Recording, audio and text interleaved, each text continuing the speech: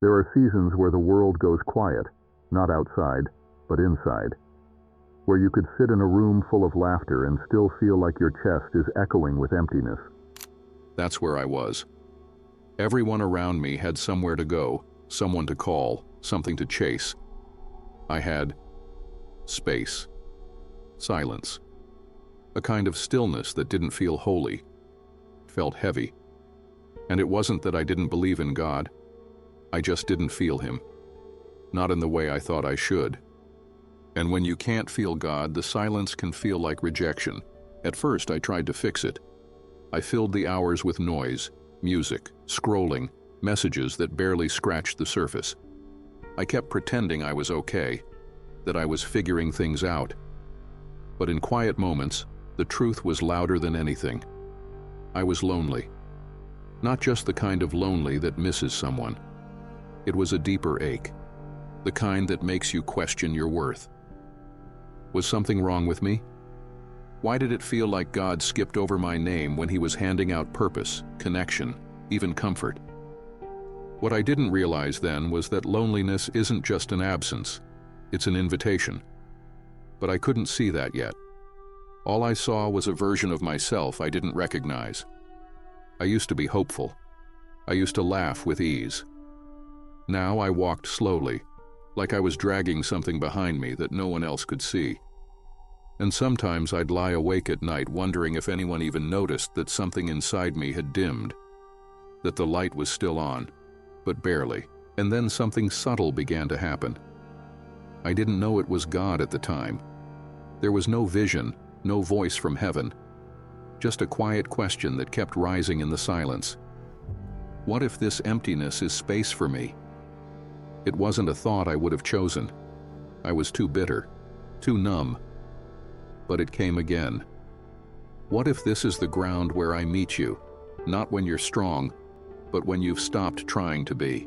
I didn't answer that question right away, but I did something I hadn't done in a while. I stopped performing. I sat in the stillness. I stopped scrolling. I put my phone down. Not to be holy, but because none of it was helping. And in that quiet, I didn't hear God speak out loud, but I felt something lift, just slightly, like the weight hadn't vanished, but someone else was carrying part of it now. And that was new. That was different. It wasn't joy yet. It wasn't healing. But it was the beginning of something I didn't have a name for. I was still alone in my room, but something sacred had entered the silence. Not a flash of light, just a presence. Soft, patient, unthreatening. And in that stillness, I started to wonder, maybe I wasn't waiting on God to arrive. Maybe he had been waiting on me to finally be still enough to notice. The strange thing about silence is that it can either feel like abandonment or invitation, and sometimes both at once. After that night, something shifted in how I saw the quiet. I didn't rush to fill it anymore. It wasn't that I suddenly felt full or spiritually on fire. It was more like the silence started to feel less threatening. I could sit in it without panicking. And when I did, I began to notice things I'd never seen before, like how much of my life was built around distraction. Even my prayers had been more about noise than presence. I used to come to God like a performer. I'd say the right things, quote verses I thought would impress him, or maybe impress myself. But now I came with nothing. No pretense, no script, just me, tired, unfiltered, unsure. And I thought, if God was ever going to speak, it would be when I got my act together. But he didn't wait for that. In the middle of one of my most honest prayers, a whisper really, something like, I don't know what I'm doing, I felt this warmth in my chest. Not fire, not energy, just warmth. Like someone put their hand on me, and I didn't even realize how cold I'd been. That's when I began to understand something I had missed for years. God doesn't need us to be strong to be close. In fact, it's often our weakness that makes room for his nearness. He isn't repelled by our brokenness. He's drawn to it. like a healer drawn to wounds, like a shepherd drawn to a lost sheep in the dark. I had always assumed I needed to come to God with answers, with stability, with spiritual momentum. But in my lowest moments, I was met not with instruction, but with presence. There was no booming voice, no vision, no sign in the clouds, just something unshakable that settled in me. You are not alone. And I didn't try to debate it or dissect it. For the first time in a long time, I just received it. That maybe the stillness was sacred. Maybe the loneliness wasn't proof of God's absence. Maybe it was the place He had been gently waiting for me to finally enter. Days passed, and I kept coming back to the quiet. Not because I was desperate anymore, but because I was starting to enjoy it. I'd light a candle, turn off the phone. Sometimes I wouldn't even say anything. I'd just sit, breathe, let the weight of the day settle. And I started to believe that this silence, was prayer too. Not everything needs words. Sometimes being with God looks like being, not doing. It's strange how something I once feared became a sanctuary. The same quiet that once haunted me now held me. Not because the circumstances around me changed, but because the presence within me had. Something had found me, or maybe I had finally become still enough to be found. And once you've been met like that, in the very place you thought God would avoid, it rewrites everything you thought you knew about Him. Something happens when you keep showing up in the stillness, not with a checklist, not trying to force a breakthrough, just showing up, as you are. I began to realize that God wasn't asking me to feel better. He was asking me to be honest, and that was new for me.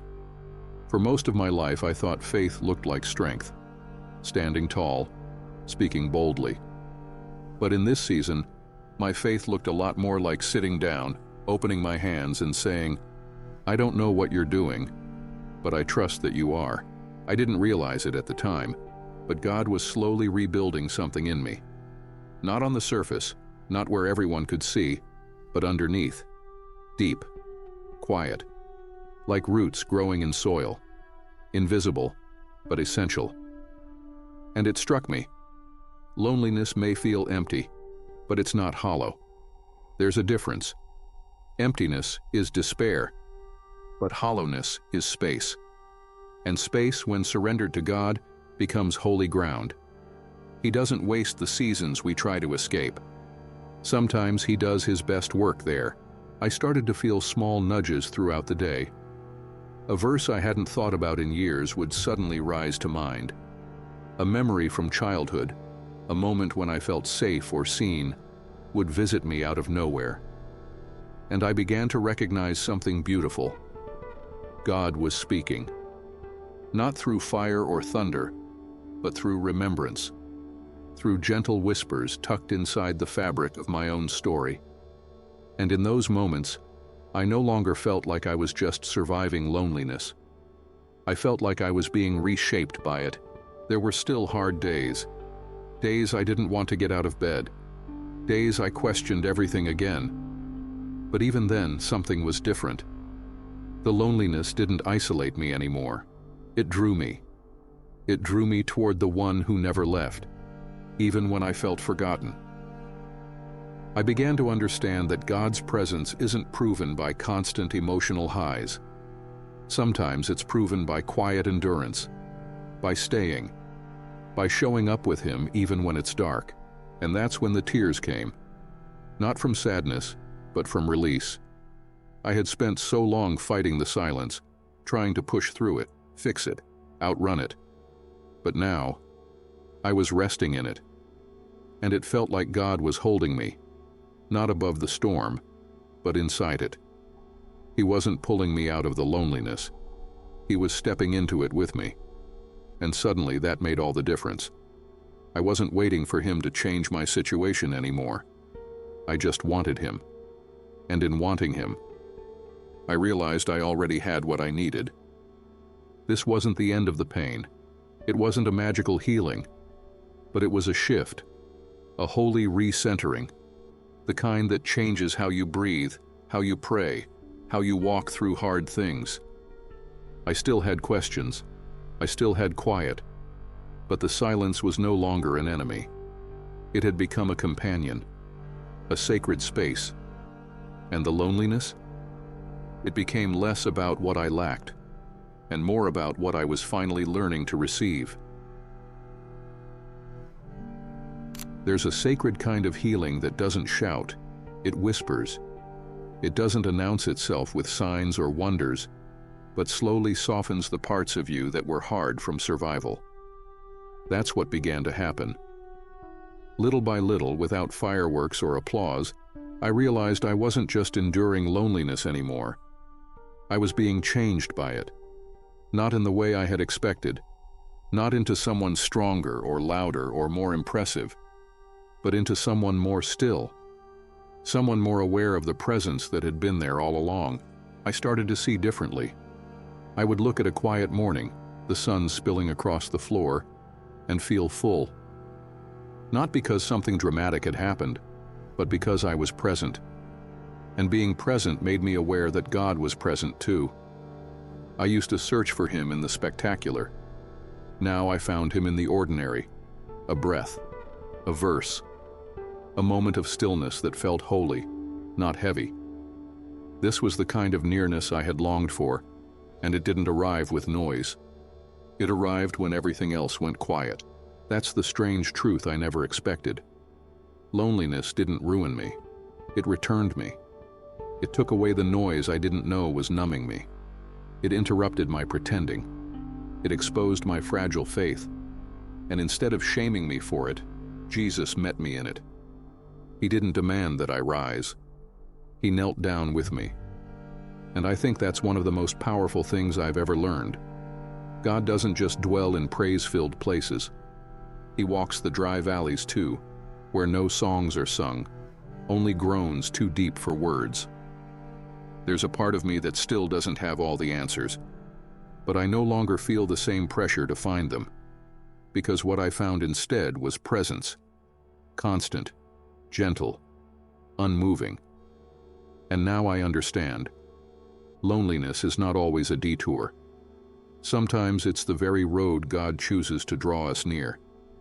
Not to punish, not to isolate, but to clear space, to quiet our soul, to remind us that the thing we crave most has never been absence. It's always been intimacy. Looking back, I don't regret the lonely nights. I don't resent the long prayers that felt like they bounced off the ceiling. Because even when I didn't feel him, he was forming something in me. A deeper trust. A steadier peace. A love that didn't rely on constant reassurance, but rested in who he is. Loneliness didn't give me easy answers, but it gave me this. A meeting place. A quiet room inside my soul where I now know he's already waiting. And now I walk differently. Not because everything is perfect, but because I know I am never truly alone. The silence may return, the ache may visit again, but so will he. And that is enough. It's always been enough.